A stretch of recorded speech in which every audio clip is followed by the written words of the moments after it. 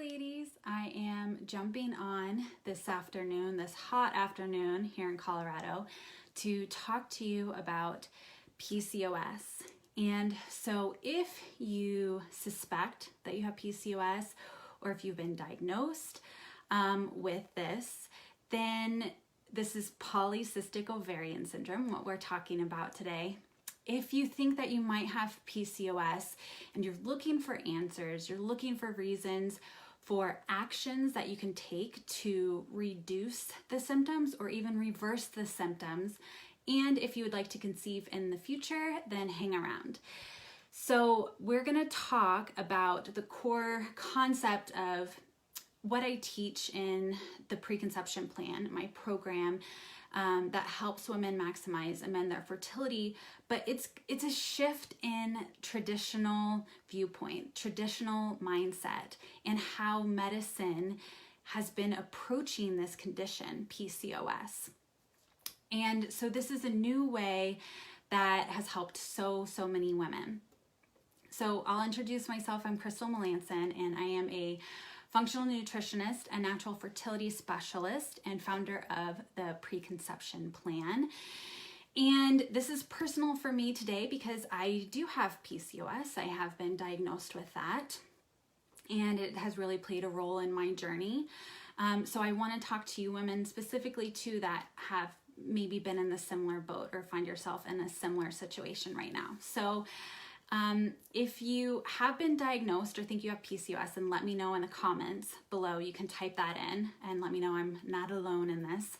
But I'll go more into my story in the future. But the first thing I want to tell you is I understand how difficult this is. Many problems, the difficulties can start young. A lot of times this can start when you are a teenager, when you've gone through puberty. And even though that was over 15 years ago for me, it's still, even in all that time, it's still handled completely the same, which is often hormonal birth control. You're often given the pill. And the problem with that, with birth control and PCOS, is often it can make situations worse. It can make PCOS and hormone imbalances worse, and it doesn't balance hormones. That is a huge myth. So I understand how frustrating that can be when you don't understand your symptoms, or you try to, you want to know why this is happening, and the only answer you are given is, you have PCOS, so take this pill. Which is why so many women go that route, is because they don't know there's other options. They don't know there's other things. Or if weight is particularly a struggle for you, then the answers are only like, well, just lose weight and everything will go away, right? Or for me, it was, oh, you don't get a period? Like, just consider yourself lucky. That must be convenient. Like, no, none of this is okay. But this is such a common scenario. And that after you are given the diagnosis, then the help just kind of stops. There's no real explanation as to why this is happening in the first place, right? And that's sad. We deserve so much better than that. We deserve so much more than to just be brushed off. So it's not a simple answer. It's not a simple answer than that. And there is hope that you can find another way. So in PCOS, the symptoms can look very different on each woman. So one woman might struggle a lot with weight and body hair, and another woman might have low energy and lack of ovulation. For me personally, I had cycles that were 100+ days long with no sign of ovulation. When I was a teen, I had really painful, heavy periods that brought me close to passing out, every time. So the symptoms can look very different in each woman. So what about you? If you have any of these symptoms, what does that look like for you? I'd love it if you'd share that in the comments and let us know. But that's why it's a syndrome, because it can have a large array of different symptoms, and even doctors diagnose it. They have different ways of diagnosing it. That is not always streamlined on diagnosing PCOS, which can cause its own problems in itself because it can be misdiagnosed, not diagnosed at all, or wrongly diagnosed. So when I work with women to help them solve their PCOS, it's critical for me to not focus on this label, but it's to see that woman for her specific situation. What is this to her specifically? So there's so much research and evidence that shows that a natural approach can reverse symptoms of PCOS, that you can get rid of these symptoms. But the main key is to figuring out why that is happening for each woman. And there's definitely a genetic component that goes in there. That is true, but there is a saying with genetics, and that's the genes load the gun, but your environment pulls the trigger, which means that just because you have the genetics, it doesn't mean that they have to always be causing trouble. You can control that. You can turn on genes, you can turn off genes, you can help influence how they are acting up. So one of the experts in PCOS, Dr. Laura Brighton, classifies this condition into 4 main categories. And I'll go over each of those really quickly. So the first one is insulin-resistant PCOS. The second is pill-induced PCOS. The third is inflammatory PCOS. And then the fourth is hidden cause PCOS. So insulin-resistant PCOS is going to be probably what the majority of women, at least to some extent, experience. And this is when your insulin response and also your hormone leptin have resistance to the insulin. And this can happen in your muscles, and this tells your ovaries not to ovulate. So this can trigger hormone imbalances, excess androgen production like testosterone, and lack of ovulation. So insulin resistance PCOS is one of the most common. The second is pill-induced PCOS, and this doesn't necessarily mean the pill, but hormonal contraceptives of some kind. So, there are hormonal IUDs and the shot and implants and things like that. Those are all kind of in this category. But getting off of hormonal contraceptives, I posted something, if you saw, about yesterday, how it can lower your fertility markers for at least 6 or 7 months after going off of the pill.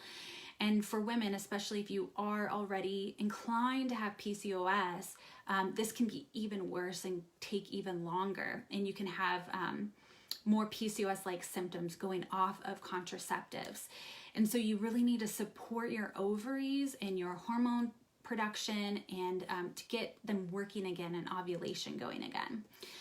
And then there's inflammatory PCOS, which is if you don't really fit into one of the first 2 categories, then you can kind of fit into this one, which is environmental toxins and inflammation that are affecting your hormonal and adrenal system. And then the last one is hidden cause PCOS. So if you don't feel like you fit in one of those other 3, you aren't sure, then maybe you're more into hidden cause, which doesn't mean that you don't have answers. It just means you still have to identify it. So you have to identify it, and it's a little bit different, not one of the main things. So that could be something like your diet is not supporting you. Sometimes if people are on like a low nutrition vegan diet, they aren't getting protein, they aren't watching what they're eating, getting nutrition, that can be something. Nutritional deficiencies, thyroid disease, those are some examples that can go in here.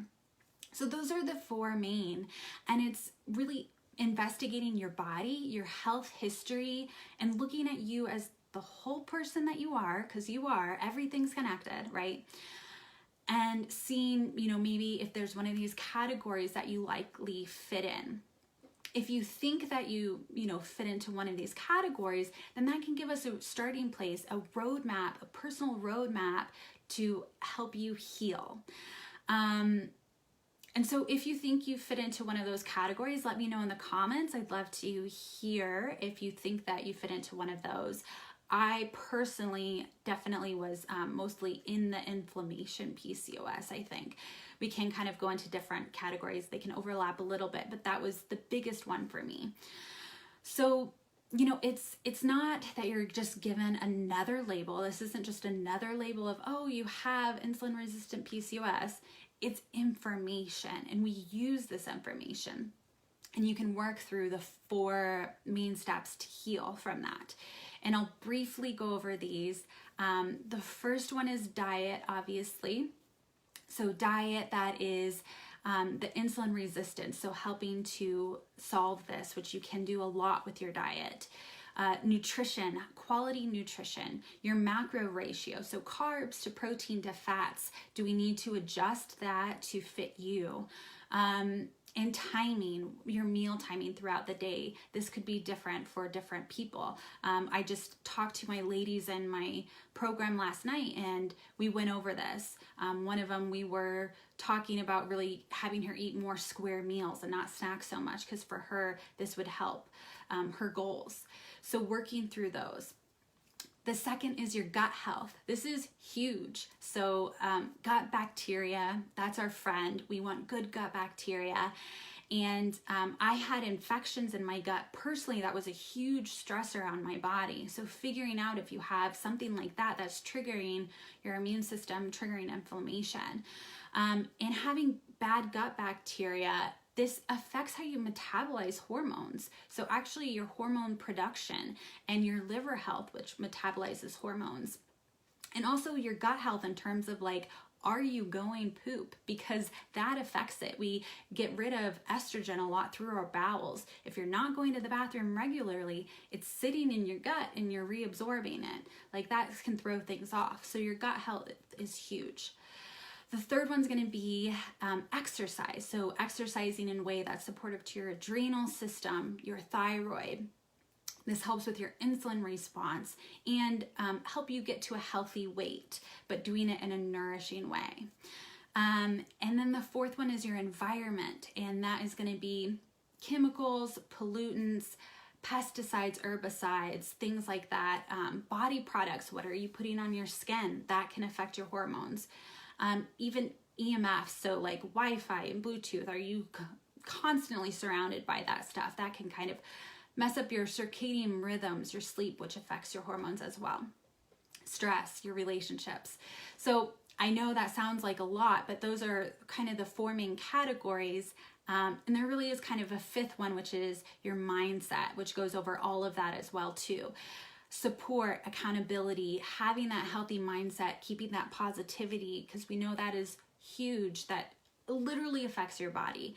How is that affecting you? So this is a proven system that can help reverse PCOS and boost fertility. For me, I had to really look into what was causing inflammation. My diet, I had to adjust. My workouts even, I had to change the way I was working out, my stress. I had to get a real grip on this, and when I was able to, I regulated my cycles again. I went from 100 plus days down to 35 days so I could conceive, so that I had my healthy baby boy, and I had energy back. It just can take a little bit of time, and like I said, this is like a huge paradigm shift because it's not what we're given in traditional approaches to PCOS. And we want to make this sustainable because for women with PCOS, it really is a way of life. It's finding out how to work with your body for life, because sustainable changes and learning to tune in to how your body works, listening to it, is what's going to help you heal and prevent things in the future through all different phases of life. Because it's really about being healthy, right? We want to get rid of symptoms, but we want to be healthy. So I know this is a broad overview, but it doesn't have to be overwhelming. It can be broken down into real manageable steps and a system. And at the beginning, I told you I was going to tell you what the cause of PCOS was and what to do about it. So that's what it is. The cause is that it's different for each woman. And I know that can be tough, but you can figure out what that means for you. So what that means for you specifically. You can investigate and look into the underlying causes of your symptoms. Insulin, diet, birth control pills, inflammation, nutritional deficiencies. You can look at those and ask why. Start asking why. Like, why is this happening? what's going on, and listen to your body through that. So, and what you can do about it is working through those steps: diet, gut health, exercise, environment, mindset, to have a specific roadmap laid out to heal, to reverse symptoms. And you just have to be committed. You just have to commit to yourself, your health, your goals. It can, you have to learn about what PCOS means for your body. There's not cookie cutter approaches. And that's where I see women fail so often, is like, this worked for that person, or I'm going to try this thing that, is supposedly going to work for everyone.